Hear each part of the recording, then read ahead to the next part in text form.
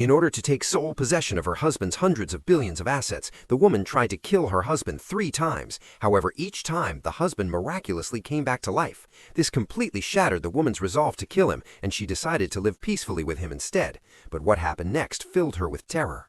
At that moment, the husband's phone suddenly received a message from an unknown sender. The message contained photos of the woman being intimate with a young man, flirting, acting affectionately, and in the final photo, the two were holding hands as they walked into a hotel together. Seeing this, the woman panicked and hurriedly explained to her husband that the young man was merely her personal fitness trainer. She claimed that she had strained a muscle that day, and the kind-hearted trainer had taken her to a hotel to help with rehabilitation treatment.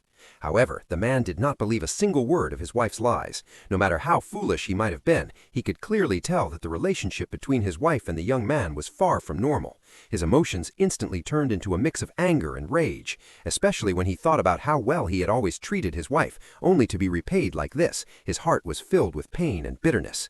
In a fit of rage, the man pushed his wife onto the sofa and mercilessly strangled her to death. Afterward, completely heartbroken and empty inside, he chose to take his own life as well. However, what he never could have imagined was that the wife he had just killed later appeared completely unharmed at his funeral, while he, who had already come back to life twice before, never revived again.